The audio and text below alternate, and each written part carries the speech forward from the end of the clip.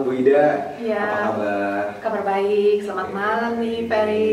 Jadi Ibu udah keberapa kali nih datang ke Swinburne? Kayaknya kedua kali ya? Kedua kali ya. Kedua kali. Iya. Karena sebelumnya kan kita juga pernah undang. Mungkin Iya. topiknya hampir-hampir mirip, tapi mungkin Iya. hari ini kita pengen memperdalam lagi dengan Bu Ida. Dengan senang hati. Iya.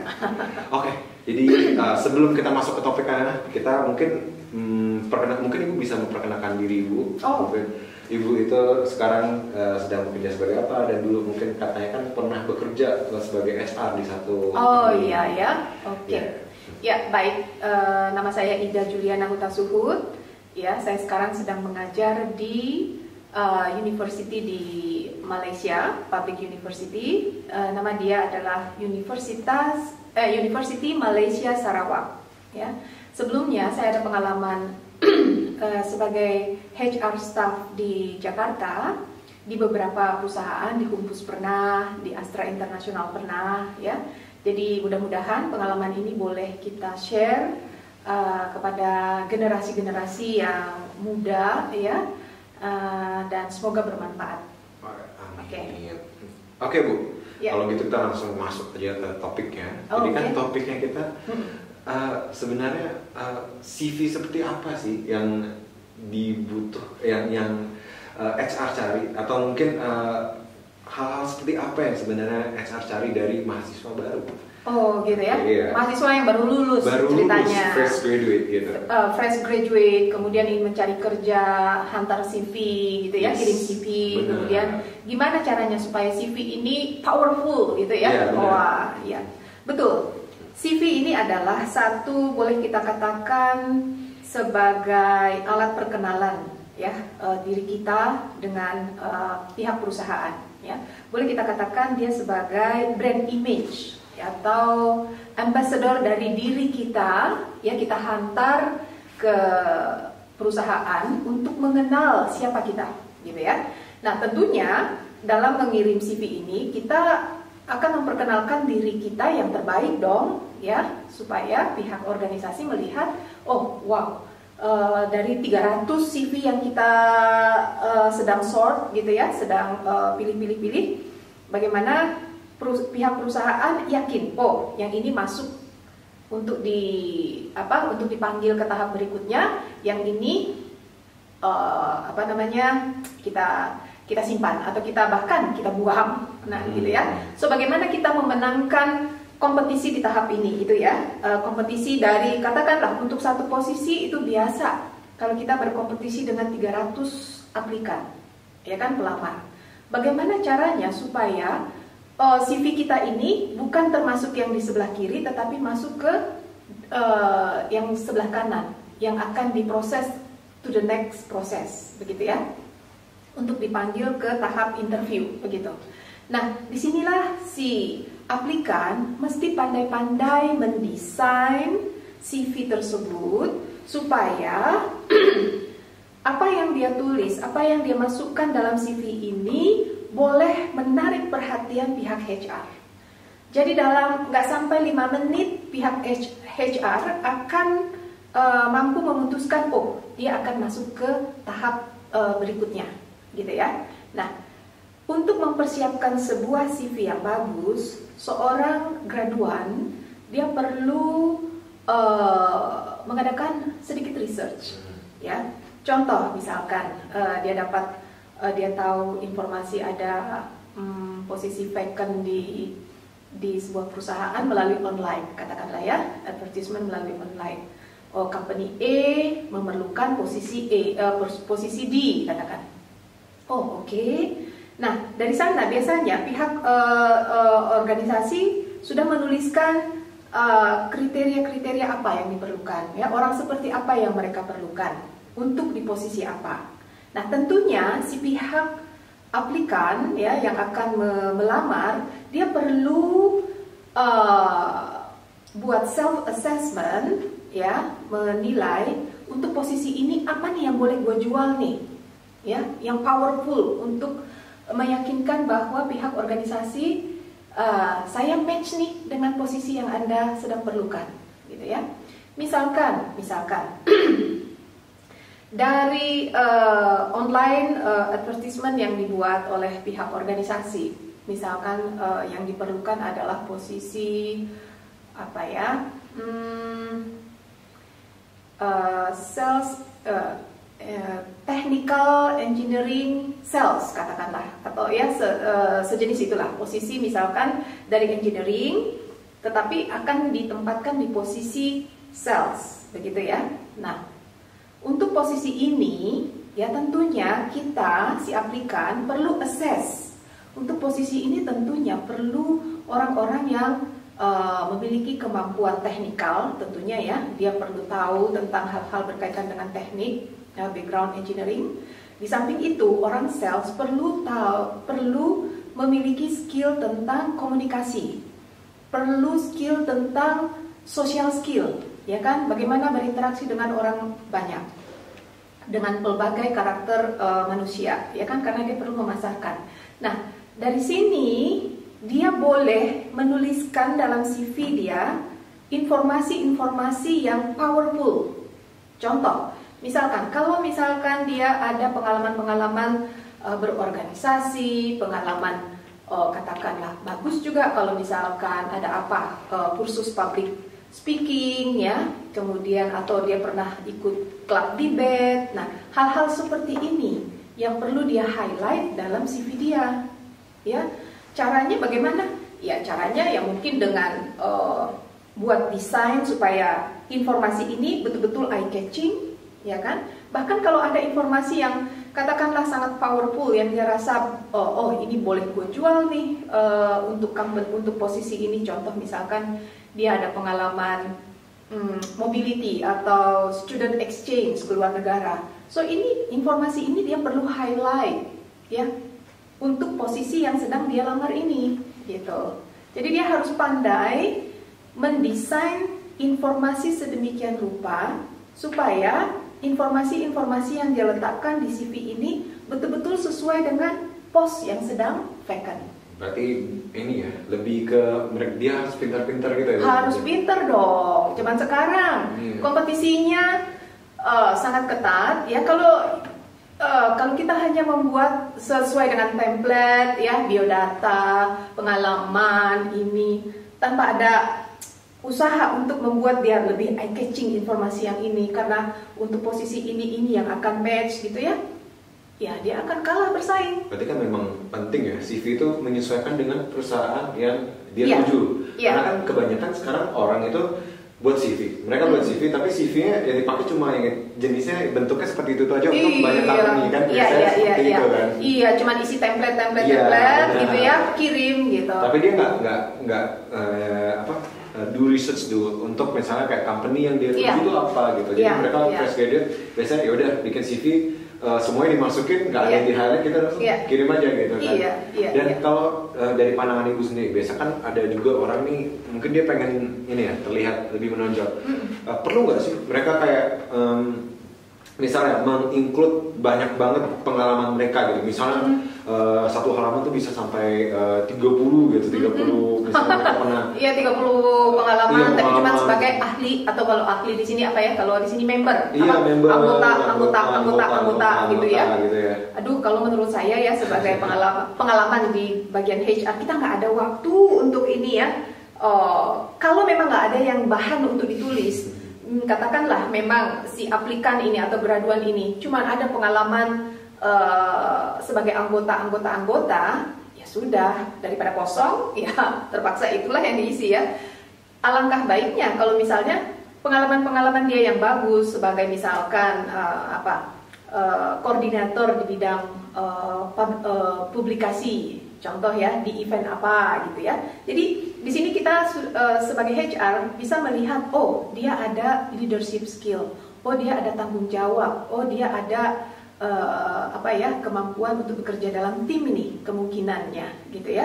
Karena apa? Karena koordinator, berarti dia pernah sebagai koordinator di bidang ini, dan ini sangat relevan dengan keperluan kita gitu ya. Nah, jadi saran saya kalau cuman CV dipenuhkan dengan yang penting banyak gitu ya. nanti HR-nya hilang fokus, ya. Jadi anggota yang jadi katakanlah 1-2 yang penting itu jadi terhilang hilang fokus. Iya. Gitu. Sayang sekali. Iya, sayang banget sih. Itu kan jadi kan maksudnya kalau orang sekarang kan banyak mikir, mungkin kalau aku kasih banyak-banyak nih jadinya kelihatan. Itu kan kayak kerja. Padahal sebenarnya harusnya lebih ke meng-highlight yang mungkin menurut kita yang terbaik gitu ya. Mungkin yang terbaik, dan ingat lagi kita sedang bid satu posisi. Yes. Sedang bid satu posisi. Yang ada 300 orang di luar sana sedang bid juga, gitu kan? Bagaimana supaya kita keluar sebagai pemenang, gitu kan? Nah, itulah pandai-pandai kita. Pengetahuan saya di bidang ini, skill saya di bidang ini, pengalaman saya di bidang ini, background pendidikan saya di bidang ini. Nah, benda-benda itu yang hal-hal itu yang kita highlight di situ. Jadi jangan penuhkan hal-hal yang katakanlah kurang relevan. Dia akan membuat bagian HR atau staff HR-nya hilang fokus nanti, gitu. Benar-benar. Terus ada satu lagi nih pertanyaan dari banyak orang ya. Iya. Sebenarnya apakah first impression ini bukan CV lagi nih Bu, lebih ke interview. Interview ya. Nah, jadi apakah first impression misalnya kita datang pas HR pas masa interview itu penting gitu untuk kelulusan mereka dari sesi interview itu gitu kan, mungkin dari pakaiannya atau mungkin apakah mereka harus confident gitu, cara berbicara confident atau gimana, mungkin dari Ibu ada kriteria tersendiri gitu nggak ya? Iya. Ya tentu dong. Kalau menurut saya pertanyaannya ini terlalu terlalu naif ya. Tentu saja first impression, namanya kesan. Kita tentu kita sedang bid satu posisi, kita sedang compete dengan rekan-rekan sesama aplikan ya, pelamar. Tentunya kita ingin menjadi yang terbaik dong. Kita ingin menunjukkan kita yang terbaik, dan tentunya first impression itu perlu. First impression di sini tidak perlu harus menggunakan jas yang mahal-mahal, tidak perlu menggunakan pakaian yang sampai memaksakan diri, di mana Anda menampilkan bukan diri Anda yang sebenarnya, begitu. Kalau Anda misalkan katakanlah seorang yang biasa casual, begitu ya, biasa pakai t-shirt aja, senang ini, yang penting saya kerja, perform gitu ya. Oke, tapi ini dalam konteks formal. So please tunjukkan Anda mampu berpenampilan formal. Karena suatu saat, walaupun Anda perform dengan t-shirt Anda, dengan jeans Anda, suatu saat Anda mungkin perlu deal dengan pihak-pihak di luar perusahaan nantinya yang memerlukan Anda untuk tampil sebagai orang formal. Sehingga, saran saya, Anda perlu memberi kesan bahwa Anda mampu bersikap profesional. Tapi tidak harus sampai memaksakan diri, beli jas yang mahal, beli sepatu yang mahal. Buat apa? Nggak perlu ya. Yang penting rapi, formal minimalis juga cukup ya. Yang penting Anda pandai menyampaikan pendapat Anda pandai menunjukkan sekompeten apa Anda, ya kan, skill apa yang Anda kuasai. Nah, sebatas Anda mampu menunjukkan itu, it's enough. Berarti tapi ada lagi kan itu, apakah misalnya beberapa orang itu mereka harus menunjukkan kalau mereka tuh orang yang percaya diri gitu, atau mungkin cara berbicaranya harus seperti apa yang mungkin jadi kriteria tersendiri gitu kan, mungkin dari HR kira-kira ada nggak sih? Mungkin tentu dong. Tentu artinya gini, HR dalam hal ini dia ada tadi itu ya, dia ada peluang untuk memilih dari 300, saya akan memilih yang terbaik. Itu yang harus you all ingat ya. Anda harus ingat bahwa Anda sedang bid satu posisi di mana saingan Anda sangat banyak, ya kan? Nah, tentunya Anda perlu menunjukkan saya mampu loh, saya sesuai loh untuk posisi ini. Company Anda akan mendapat manfaat dengan meng-hire saya. Itu kan yang Anda perlu tunjukkan, ya kan? Nah, jadi tampil confident, ya itu perlu. Dan Sememangnya Anda selama kuliah ya, itu yang saran saya. Selama masa kuliah ini Anda memang harus build the confidence. Jadi ketika Anda dipanggil untuk interview, katakan ya, Anda sudah lolos dari tadi itu istilah CV sudah termasuk yang dipilih dan Anda dipanggil untuk interview, maka diharapkan pada saat itu memang Anda tampil confident itu karena memang Anda seorang yang confident, bukan pura-pura confident gitu. Itu beban nanti untuk Anda. Bisa kelihatan ya kalau misalnya dia pura-pura confident biasa. Pura-pura confident. Kalau interviewnya mungkin 10 menit ya, atau katakanlah 15 menit dan the interviewer kurang skillful, mungkin bisa. Bisa ya. Dia manipulate, dia latihan gitu ya, latihan. Pertanyaan dihafalin, udah latihan menjawab gitu ya. Mungkin bisa kalau interviewnya kurang skillful tadi ya, dan waktunya cuma 10 menit. Kita kadang-kadang ya salah karena tadi kesan wah oke, bagus, oh ya oke, dia pandai menjawab. Mungkin kita ada miss di situ, ya kan? Tapi kalau misalnya the interviewer betul-betul ada namanya istilahnya behavioral based interview teknik gitu ya, atau kompetensi based. Nah, yang kita tanya bukan yang kita lihat ya semuanya. Kalau dia katakan dia seorang yang confident, saya bisa ini, dan saya rasa percaya diri untuk menghadapi ini. Kita boleh tes. Banyak pertanyaan-pertanyaan yang kita boleh desain untuk mengetes apakah dia seorang yang betul-betul confident sebenarnya, gitu. Tapi kalau dari Ibu, sebenarnya gimana sih how to build the confidence gitu? How to build the confidence? Yeah. That is why itu yang saya katakan tadi. Selama masa kuliah inilah ya, lagi bagus kalau mulai dari kecil ya, dari pola asuh orang tua selalu memberi kesempatan kepada anak untuk berbicara, express their idea. Alangkah bagusnya, ideal sekali si anak tumbuh menjadi seorang yang confident ya. Jadi mereka bisa mengemukakan sebenarnya mereka pengen berbicara seperti apa aja, kritis ya, kritis dari kecil. Confident, critical thinking, kritis ya bagus sekali kalau itu sudah dibina dari kanak-kanak, dari keluarga, dari primary school ya, di mana guru tidak mudah menyalahkan anak-anak ya, bahkan dia mengencourage supaya kanak-kanak express their idea, itu bagus sekali. Tapi katakanlah kalau misalnya dia berasal dari lingkungan yang katakanlah tidak terlalu menggalakkan dia untuk tampil sebagai individu yang confident gitu ya, seboleh-bolehnya dia grab the opportunity during your university life ya.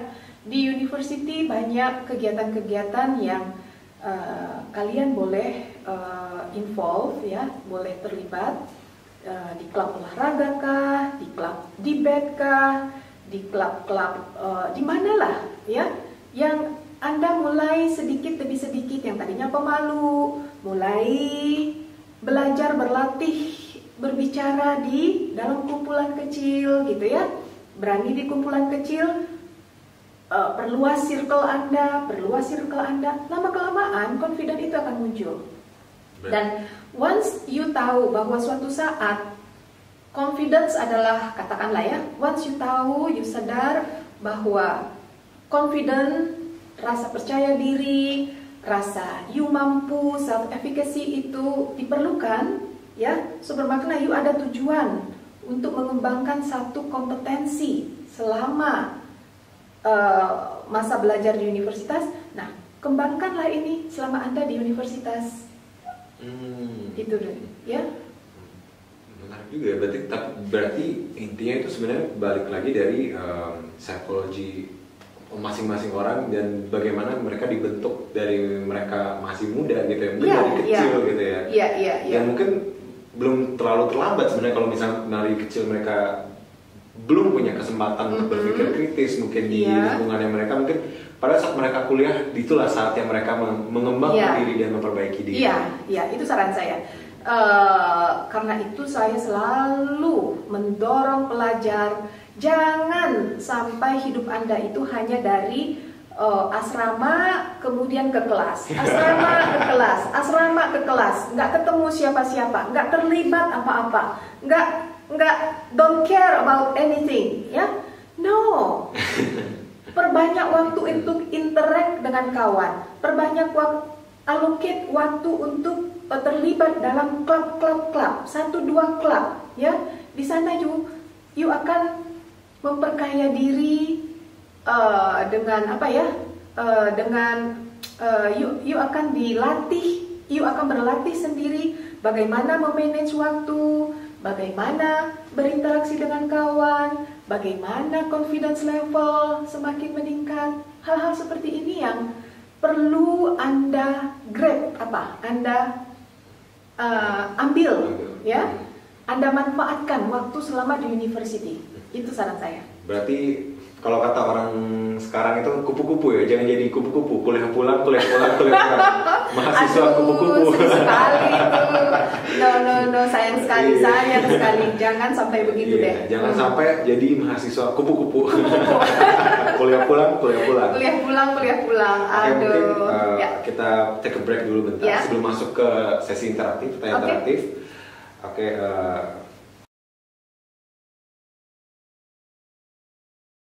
Bu Ida, kita balik lagi, habis break tadi bentar. Sekarang kita masuk ke sesi interaktif. Sesi interaktif ini kita udah milih 3 pertanyaan. 3 pertanyaan dari Instagram. Kita ada bikin polling di Instagram. Oke. Pertanyaan pertama, ini ada 1 pertanyaan dari mungkin kita rahasiain aja namanya. Rahasiain aja namanya. Oke, pertanyaannya adalah kapan seorang pekerja boleh menanyakan soal naik gaji? Naik gaji? Iya. Wah, itu sensitif ya. Iya. Jadi setelah berapa lama bekerja, baru seseorang boleh menanyakan naik gaji, gitu ya? Oke. Biasanya kalau di perusahaan yang sudah settle human resource management-nya, ya, itu cukup jelas sistem kenaikan gaji, kenaikan pangkat, itu semua ada SOP-nya, gitu ya. Mereka sudah turunkan dari policy sampai ke SOP, gitu ya. Jadi setiap individu atau setiap pekerja di organisasi tersebut cukup tahu jelas, oh kalau saya mau naik gaji atau mau naik pangkat, gitu, dari kenaikan gaji yang biasa, ya. Berarti saya harus mencapai ini, dan ini, gitu, ya. Nah, untuk perusahaan yang settle, yang besar, biasanya ada aturan-aturan yang jelas, gitu. Nah, jadi nggak perlu ditanya juga kalau Anda memang sudah mencapai itu, dia akan otomatis, gitu ya. Ada surat congratulations, you reach this, okay, next month you akan dapat kenaikan. Itu cukup transparan, gitu ya. Tapi kadang-kadang untuk perusahaan-perusahaan yang menengah, perusahaan yang kecil gitu, nggak ada aturan main, belum ada policy yang sangat strict atau yang sangat baku menjelaskan tentang itu, gitu. Tergantung kalau kenaikan gaji biasa tahunan yang berlaku untuk semua pekerja itu ada, ya kan? Katakanlah berapa? Tergantung inflasi, ya. Katakanlah misalkan kenaikan 12% di bulan Januari, itu udah diumumkan, ya. Jadi semua pekerja akan mengalami kenaikan dari gajinya. Nah, untuk case di perusahaan yang tidak jelas aturan mainnya atau tidak ada SOP yang rigid atau yang baku tentang kenaikan gaji, so kita harus melihat culture perusahaan tersebut, ya. Bagaimana cara berkomunikasi di perusahaan ini? Adakah misalkan to the point itu bagus, ya, artinya to the point, bertanya langsung ke atasan itu bagus, atau mungkin ada cara-cara lain yang berlaku di company itu. Jadi itu yang kita harus pelajari. Enggak satu resep akan berlaku di semua perusahaan, enggak begitu. Jadi kita harus tahu kapan bagaimana situasinya. Jadi kalau misalnya kita cukup terbuka dengan atasan dan kita rasa kita layak untuk, biasanya kenaikan gaji ini akan efek kepada kenaikan grade ya, grade itu pangkat. Jadi nggak saja misalkan kita merasa udah bagus sekali ya, tapi kita kok cuma dapat kenaikan gaji 10% doang sih gitu ya. Harusnya saya lebih dong, karena apa? Karena ada kompetensi yang naik di tahun ini. Misalkan dulunya Anda cuma mampu satu atau dua software atau dua sistem katakan, tapi sekarang saya dikasih 5 area, 5 sistem, kemudian naik gajinya cuma 10%. Aduh, kok begini ya? Nah, mungkin dalam konteks itu ya, dimana Anda confident bahwa ada kompetensi yang naik dalam diri Anda yang akan efek kepada performance Anda di perusahaan. Nah, saran saya Anda boleh mendekati approach kepada atasan, bos, kira-kira bagaimana ya untuk kenaikan gaji, apa kriterianya gitu ya, apa yang harus saya penuhi dulu baru ada peluang untuk naik gaji gitu.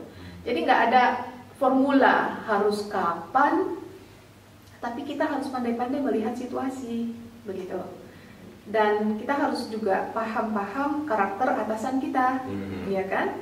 Karena dia yang akan dialah yang gate untuk membawa tuntutan kita ini ke atas gitu, ya kan? Si atasan kita pun bukan dia sendiri yang memutuskan kenaikan gaji kita. Dia katakanlah kalau dia menyokong atau mensupport permohonan kita untuk naik gaji, maka dia akan berbicara dengan bagian HR atau dia berbicara dengan direktur. Nah, baru di situ dibicarakan oleh pihak manajemen. Jadi pihak atasan kita sangat menentukan. Jadi pandai-pandailah Anda mendekati atasan Anda. Benar. Itu. Atau kalau orang menjilat. Ya jangan sampai menjilat juga. Be profesional. Jangan takut. Kalau Anda kompeten, kalau Anda profesional, banyak kok di luar sana yang memerlukan Anda, bukan hanya atasan Anda. Jadi nggak perlu sampai menjilat.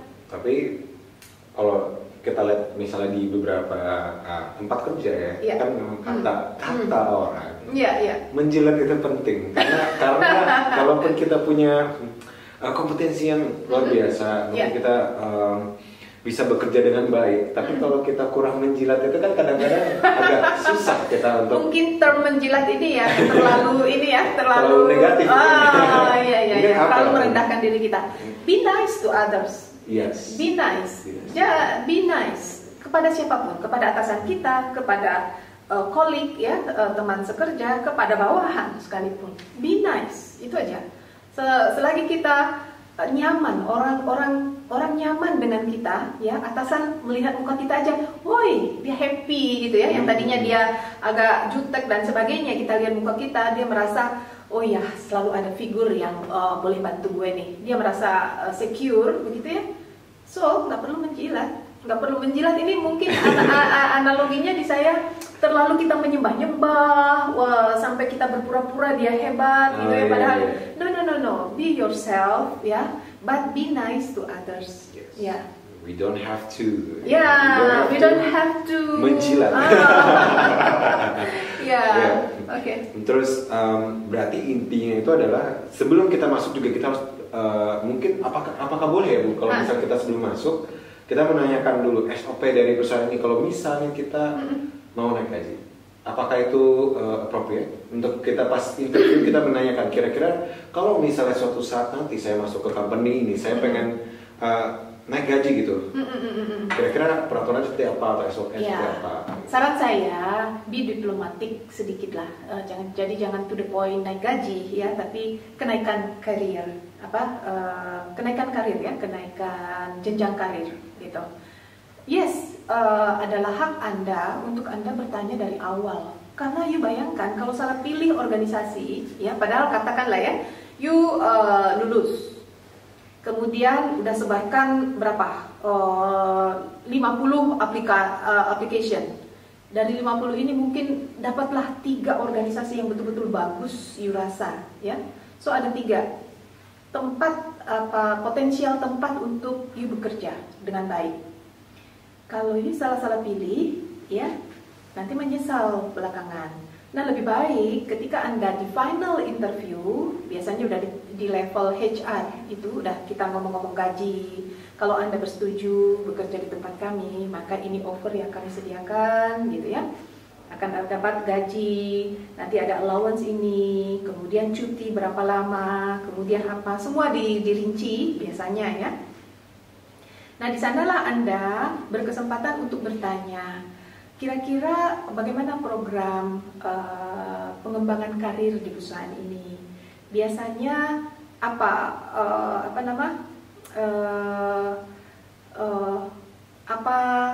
syarat-syarat untuk naik pangkat atau naik ke jenjang berikutnya? Bagaimana peluangnya? You bertanya begitu aja, nanti bagian HR itu akan menjelaskan. Dan dari sana Anda boleh memutuskan. Oke, kelihatannya saya ini nggak ya, cocok nggak ya, gitu ya. Nah, lagi bagus kalau misalkan Anda ada orang dalam yang boleh bertanya, ya kan. Tapi kalau sekiranya belum ada, yaitu ketika Anda berhadapan dengan bagian HR, dia akan memberi kesempatan biasanya untuk Anda bertanya tentang perusahaan kami. Nah, sebelum Anda bergabung, memutuskan, ada yang ingin ditanyakan, nah silakan tanyakan. Jadi jangan to the point gaji, tetapi kalau naik pangkat itu jelas gaji akan naik ya. Naik jenjang karir, nah lebih baik Anda melihat, dan itu menunjukkan bahwa Anda adalah seorang yang ingin berkembang. Anda bukan orang yang stuck, ya kan? Bahwa pengembangan diri itu adalah sesuatu yang Anda perlukan. Itu satu plus point juga untuk Anda. Banyak juga ya. Kalau maksudnya kan, kalau misalnya kita menanyakan kira-kira untuk menaikkan karir kita itu SOP-nya atau mungkin caranya itu gimana, kan lebih mungkin kita lebih tampak kalau kita ingin untuk berkembang. Untuk berkembang dan perform di company ini agar kita bisa naik karirnya gitu.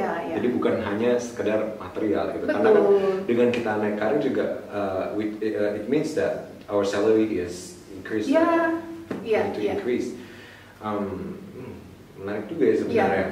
Terus ada kan juga ada orang biasanya mereka agak kalau dibilang agak ragu gitu kadang-kadang. Mungkin ada beberapa SOP-nya sudah jelas, SOP dan segala macam sudah jelas, tapi mungkin karena misalnya mereka pengen naik karirnya gitu, mungkin mereka ingin dapat jabatan yang lebih baik gitu, tapi ternyata mereka merasa kalau mereka sudah bekerja dengan baik, semuanya sudah tercapai, tapi ternyata orang lain yang dapat.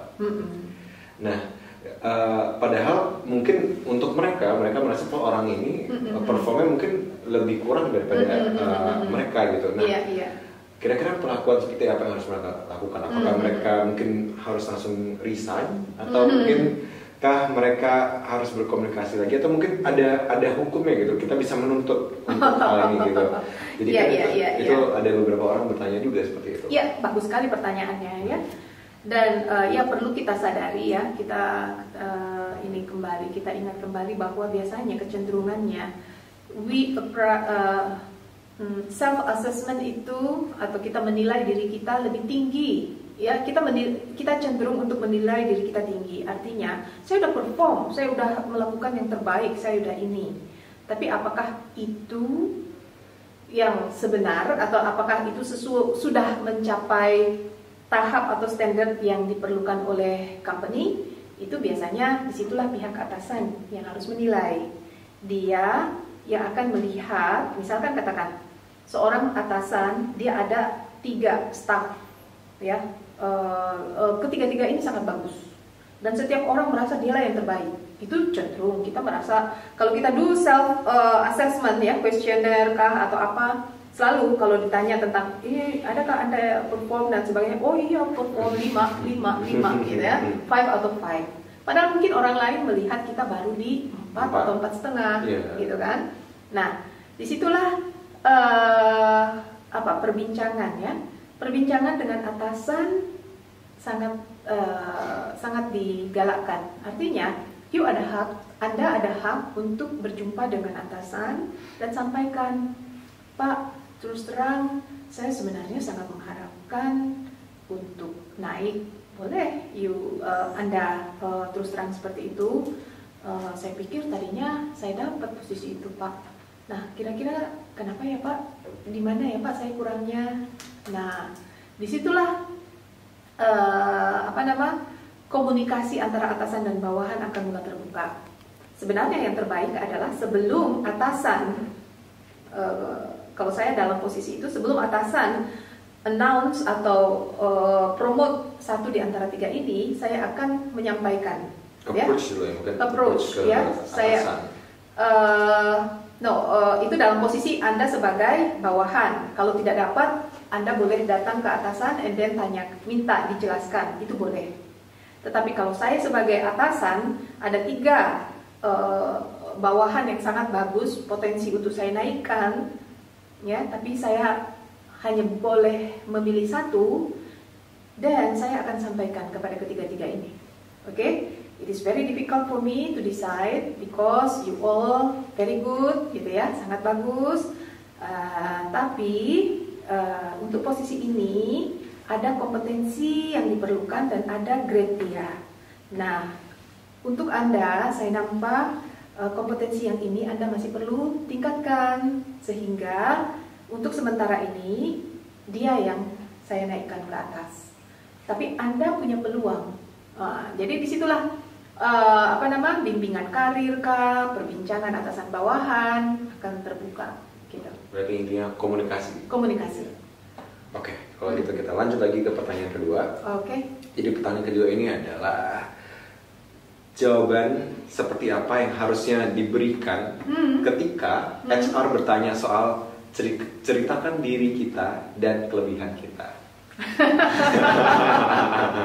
Diri kita dan kelebihan kita. Ya. Apakah harus menyombongkan diri kah? Apakah mereka harus mungkin merendah atau seperti apa? Mungkin kira-kira Ibu ada sisi pandang tersendiri gitu. Nah, itu tadi kembali kepada yang pertanyaan yang pertama tadi ya. CV is your ambassador, is your brand yang Anda kirim dan mereka sudah get the information from you, ya kan? Secara tertulis mereka udah mendapat you sell yourself seperti apa, ya kan?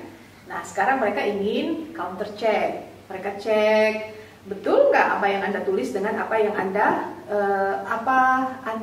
bagaimana Anda sebenarnya. Nah, disitulah Anda perlu show yourself, ya kan? Perlu menjual diri Anda bahwa ini loh saya, gitu ya. Tapi apakah saya harus menyombongkan diri? Sombong dan confident itu kan beda tipis ya. Beda tipis. Iya. Kalau menurut saya, yes, confident itu perlu. Confident, saya adalah ini. You have to show that your self-efficacy, ya, rasa Anda mampu, itu perlu Anda tunjukkan. Kalau memang itu karakter Anda, ya. Tapi jangan sampai melebih-lebihkan lah. Benar. Ya, jangan sampai menipu diri, jangan sampai berbohong, jangan sampai. Be yourself, but the best of yourself. Tunjukkan mereka yang terbaik dari apa yang Anda boleh contribute kepada perusahaan itu. Itu saran saya. Berarti intinya adalah confident tapi tidak berlebihan. Tidak berlebihan. Iya. Berarti itu balik lagi ke psikologi itu tadi, psikologi itu kan. Iya. Yang awal kita harus sudah membangun confidence kita dari lingkungan kita yang sekarang ini, terutama yang masih pada saat masih kuliah gitu. Iya. Dan kalau lebih baiknya kalau misalnya dari kecil ya. Coba bayangkan ya, saya ingin Anda juga berpikir agak panjang. Kalau Anda sampai melebih-lebihkan, katakanlah Anda sebenarnya di level 7, tapi Anda katakan Anda 9,5, hampir sempurna, semua bagus, begitu ya. Ketika Anda katakanlah diterima, dan Anda diberikan tugasan dengan level 9,5, mungkin hanya 3 bulan Anda bertahan di company itu. Iya kan? Jadi lebih baik be yourself, but this is the best of me. You tunjukkan. Itu saran saya. Berarti jujur. Ya, jujur. Ya, Jangan jujur. nanti terkejut gitu kan baru masuk. Wah, senang gitu kan ternyata pekerjaannya dikasihkan melebihi dari kapasitas diri sendiri. Betul. Orang Anda tuju kok. Ya, sebenarnya mungkin kalau mereka tahu Anda tuju, mereka akan lebih prepare 6 bulan pertama. Anda perlu training ini, training itu. Mereka bantu Anda untuk mempersiapkan diri sebelum diceburkan. Tapi karena di interview Anda katakan Anda 9,5, jadi langsung ya diceburin. udah, nangis deh. Ternyata ini ya tidak seperti yang dibayangkan ya mungkin. Betul. Mereka juga kecewa, Anda juga menderita. Iya, menderita. Katanya kemarin 9. 9,5 malah. Terus sekarang udah jadinya cuma 6 mungkin 7 Ya, Okay. kan kasihan. Oke, sekarang kita ada ke pertanyaan terakhir. Pertanyaan Oke. terakhir ini adalah kira-kira ini dari anak IT. Jadi pertanyaan dari anak IT. Ada rumor mengatakan bahwa kalau anak IT itu jangan ngambil S2 karena kebanyakan kalau mereka ngambil S2 jadi entah susah cari kerja, yaitu overqualified katanya. Mereka bakal jadi overqualified, jadi entar HR-nya nggak mau nerima yang ini karena posisi yang mereka butuhkan bukan orang dari S2 ini tapi dari S1. Jadi menurut pandangan Bu Ida ini gimana? Iya, kalau saya sebenarnya dalam memilih pendidikan ya, adakah selepas undergrad lulus langsung ngambil S2 atau enggak? Ini mungkin untuk general ya, saran saya adalah kalau Anda tidak ada desakan atau apa ya, bagus kalau jadi dari level undergraduate sebenarnya Anda sudah mendapat basic knowledge di bidang Anda. Kalau IT ya, Anda sudah mendapat basic knowledge yang perlu atau pengetahuan dasar tentang IT, how to program, bagaimana ini, bagaimana itu sudah secara basic Anda sudah tahu, begitu ya. Nah, kalau di master level, kalau Anda langsung pergi ke master level, ya mungkin di sana nanti Anda akan digodok untuk menjadi master di bidang IT, di mana tugas-tugas ini sebenarnya sudah diambil oleh mereka-mereka yang membina dari undergraduate dengan pengalaman 2 tahun, 3 tahun ya. Mungkin nanti pas you apply, company merasa kami udah punya kok expert di bidang IT. Karena bidang IT ini kan mereka bisa belajar sendiri, mereka bisa mengembangkan sendiri, mereka harus cepat mengikuti tren gitu kan. Banyak software baru, program baru, atau cara baru, begitu. Mereka bisa belajar sendiri. Apalagi company memerlukan sesuatu yang applicable untuk company dia, gitu. Sementara kalau nanti dia dari master, mungkin sesuatu yang dia belajar 2 tahun atau 1,5 tahun ini sesuatu yang masih general, begitu. Sehingga pihak company merasa kami cukup dengan lulusan undergraduate dengan pengalaman sekian, dan yang penting mereka itu mau belajar, itu yang penting. Nah, jadi saran saya, ya mungkin bagus mereka tahu dulu dunia kerja itu seperti apa, keperluan bisnis itu ya seperti apa. Nah, nanti kalau misalnya mereka udah setahun, 2 tahun, mereka udah bisa melihat, mungkin saya mau memperdalam tentang apa, lebih spesifik lagi. Nah, baru mereka pergi ke S2. Berarti bagusnya S1, kerja dulu, pengalaman. Dan dia harus mengerti dulu dari pekerja itu apa sih yang sebenarnya diperlukan, dan mereka itu sebenarnya untuk kalau misalnya dia ngambil S2 lagi, sebenarnya apa yang dicari gitu kan. Intinya seperti itu ya. Iya. Oke. Mungkin kita potong dulu. Mungkin kalau kita ngomong terus mungkin bisa sampai besok. Karena durasinya juga terbatas. Tapi saya ingin mengucapkan terima kasih banyak Bu Ida sudah bersedia di jadwal yang padat masih mau datang untuk ngomong di podcast PPI ini. Iya, sama-sama. Oke, juga terima kasih semuanya udah mau mendengarkan. dan mungkin kita berjumpa lagi di podcast selanjutnya. Oke. Terima kasih. Ya.